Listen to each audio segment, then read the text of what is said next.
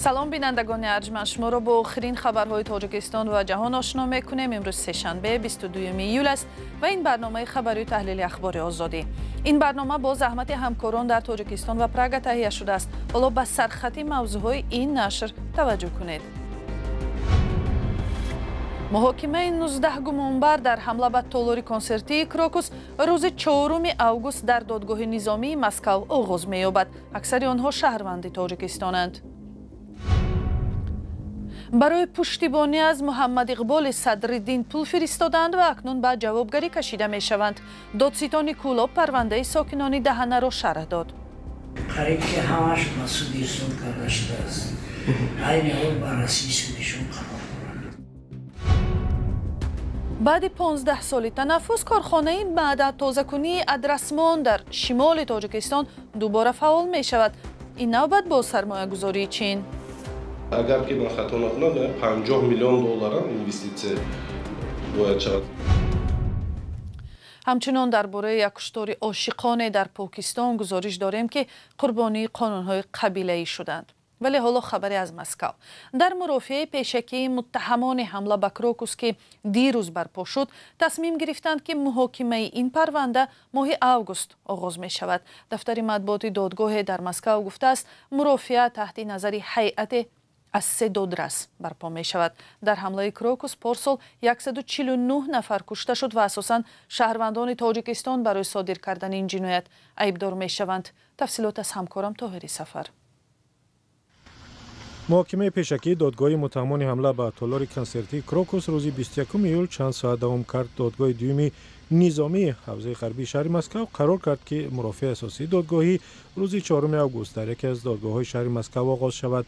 محاکمه باید با صورت بگیرد. در کرسی گمانبران به جنایت 19 نفر و اساساً شهروندان تاجیکستان می نشینند.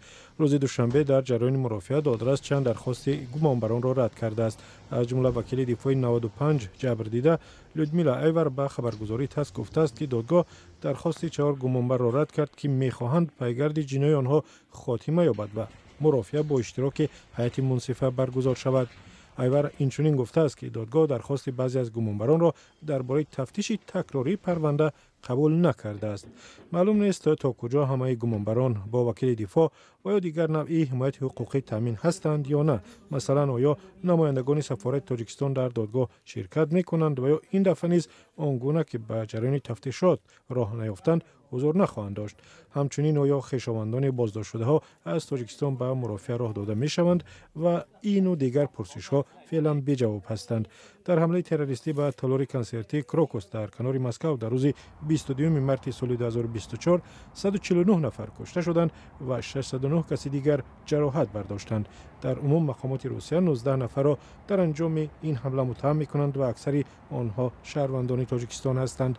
گروهی به نام دولت اسلامی در آن زمان مسئولیت حمله را بر دوش گرفت، اما مقامات روسیه گفتند که مهاجران تاجیک حمله تروریستی را با امر خدمات مخصوص اوکراین انجام دادند، ادعایی که کیف رد کرده است.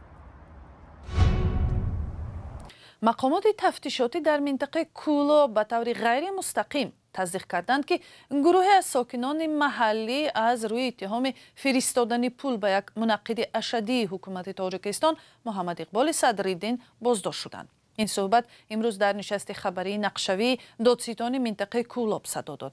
تا حال مقامات این پرونده را شرح نداده بودند و ناروشنی ها همانا باقی میماند. گزارش میرزانبی خالقزاد.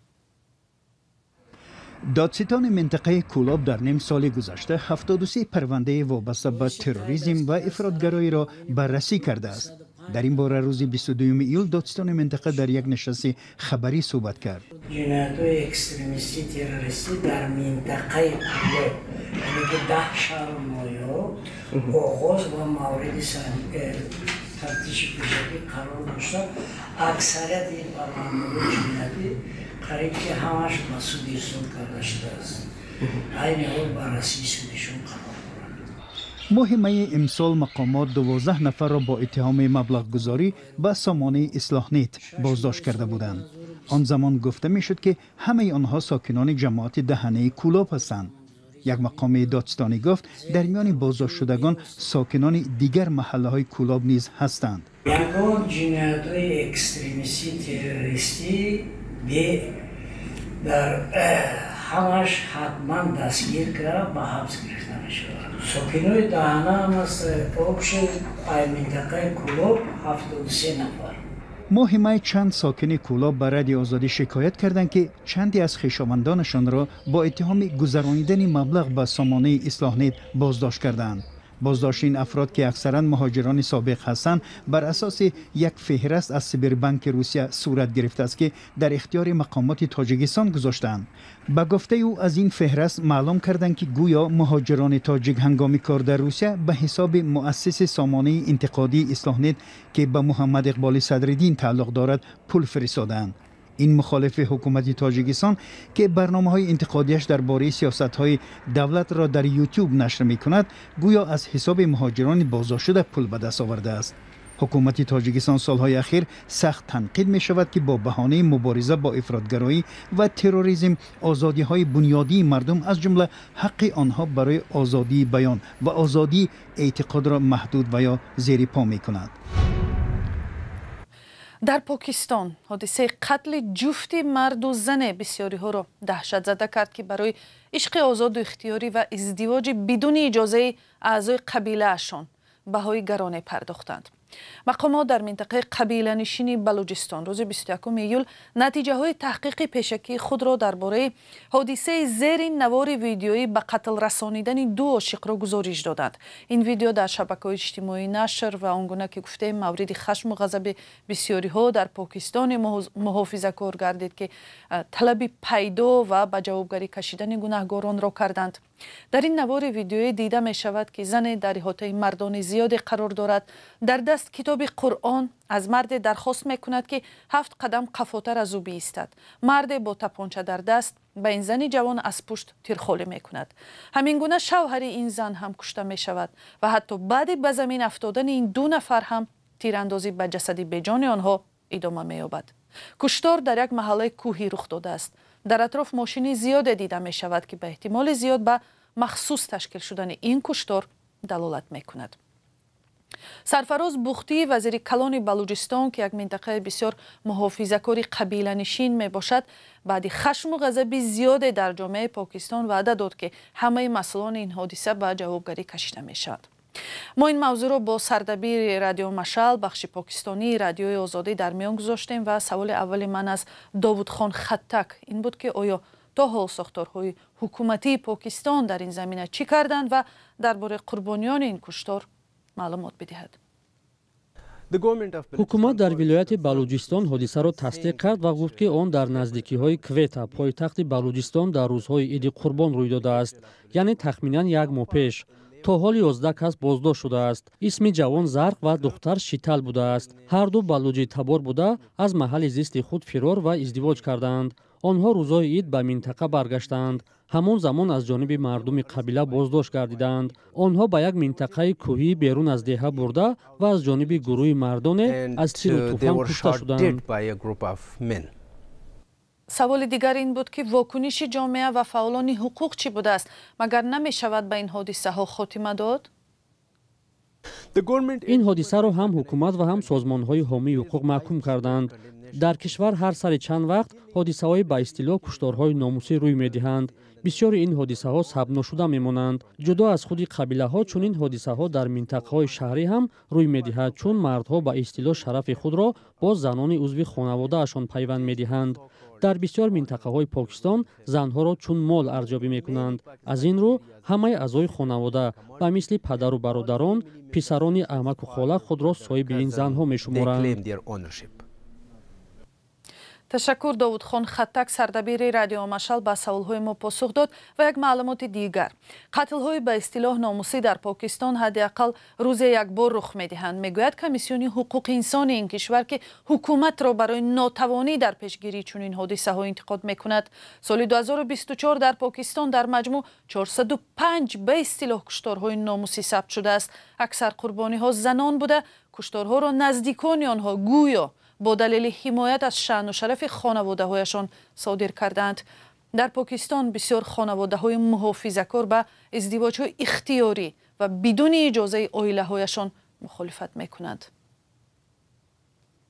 سلام، اگر خط و خبر می‌خواهید ما داریم. نوید بامدادی، سرخط خبرها، اخبار تاجیکستان و جهان، گزارش‌ها و تحلیل‌ها. چی می‌گذرد و چرا؟ دانستن فهمیدن است. زمینه یا اپ ما را بگیرید. قرار است سرمایه‌گذاران چینی کلانترین کارخانه معدن تازه‌کنی را در شمال تاجیکستان دیگر باره فعال کنند. کارخانه معدن تازه‌کنی ادرسمان 15 سال اخیر از کار مانده بود و در حالی که در گذشته منبع کار و درآمد صدها ساکن محلی بوده است. در این باره گزارشی فرزان محمدی. اینوستران تاجیکستان و خیتای مبلغگذاری شده‌اند در کمبینات کارهای حاضر کارهای آمادگی کارهای وصل‌کنی رفته ایستاده است. مسئولان حکومت شهر گلستان روز 21 ایول در نشست خبری به روزنامه‌نگاران گفتند که بعد سالهای طولانی به کلانترین کارخانه معدن تازه‌کنی در منطقه سرمایه‌گذاری یافتند. از آن پیش کارخانه معدن ادرسمان در اختیار صاحبکاران قزاقستان بود و طول تقریباً 15 سال اخیر از فعالیت باز ماند. حالا کشور چین آماده شده است که برای دیگر باره به کار انداختن آن مبلغ گذاری نماید. آن شخته هایی که اگر که با خبر باشتن آب زیر کرده بود چند بود همه آباشون روز تازه کردن، آبشیجی‌های حاضر دیمانتاژ رفته است برای کارگرها و دیگر کارهای آمادگی راه تعمیر و دیگه کارها رفته است و اگر که من خطا نکنم 50 میلیون دلار اینوستیسیه باید شود، زیاده از 50 میلیون دلار اینوستیسیه وارد میشه کارخانه. شهردار پیشین قبلا گفته بود که بیشتر سرمایه‌گذاران روسیه و عربستان سعودی به این کان معدن مراغ ظاهر کردند، ولی گفت و شنید با کشور چین حالا در مرحله نهایی قرار داشته است. با گفته ایلهام پولادزاده ماه‌های نزدیک و تا نیمه سال آینده کارخانه مرحله به مرحله به فعالیت خواهد پرداخت. هرچند مقامات طرح سرمایه‌گذاری را امیدبخش می‌نامند، ولی تا حال شرایط حقوقی و ضمانت کار برای کارمندان کاملا روشن نیست. کارخانه معدن تازه‌کنی ادرسمان در عهد شوروی تأسیس یافت و به پیدایش شهرک در حدود شهر گلستان قیرقم سابق در ولایت سوخت زمینه گذاشت. از آن زمان ادرسمان را شهرک کوهکن‌ها می‌گفتند و دلیلش هم این که بزرگترین کان نقره در همین مکان جایگیر است. فلزات گرانبها از جمله طلا و سرب در بغل کوه‌های قرمه و قرامزار همین منطقه نهفته‌اند. کارخانه از سال 2006 به شرکت قزاقی کان منصور تعلق داشت و عمدتاً خاکه نقره استخراج می‌کرد. کارخانه ادرسمان فعالیتش را سال 2012 قطع و خود را مفلس اعلان کرده بود. سال 2017 بحث میان مالکان قزاقستانی کارخانه معدن ادرسمان و مقامات تاجیکستان به فایده دولت انجام یافت و کارخانه دوباره ملی اعلان شد. آگاهان میگویند بعد دولتی شدن کارخانه نیز وضع در این سمت تغییر نکرده کارخانه در ورطه‌ای از همپاشی قرار گرفت. بناهای عظیم آن حالا یک نمای فرسوده را دارد و سیمای شهرکی صنعتی زمان معروف را تیره کرده است.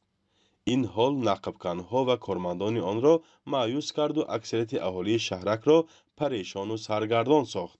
اهالی بیش از 16,000 نفره ادرسمان امیدوارند که مشکلی فعالسازی کارگاه حل خواهد شد و مردم شهرک را مثل پیشتر با کار و شرایط خوب زندگانی فرا خواهد گرفت. فرزان محمدی، رادیو آزادی، شهر گلستان.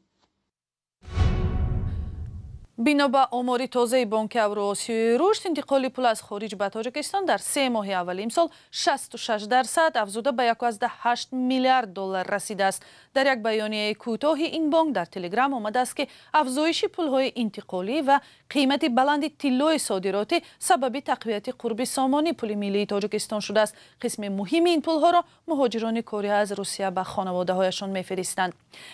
برنامه امروزه در همجا به انجام میرسد. تشکر که با ما بودید. مطالب بیشتر را میتوانید از سامانه رادیوی آزادی، صحیفه های اجتماعی ما دریافت کنید. شماره تلفن و سراغه های ما در سامانه azadi.org و همه صحیفه های آزادی در شبکه های اجتماعی هست. خدا نگهبان شما.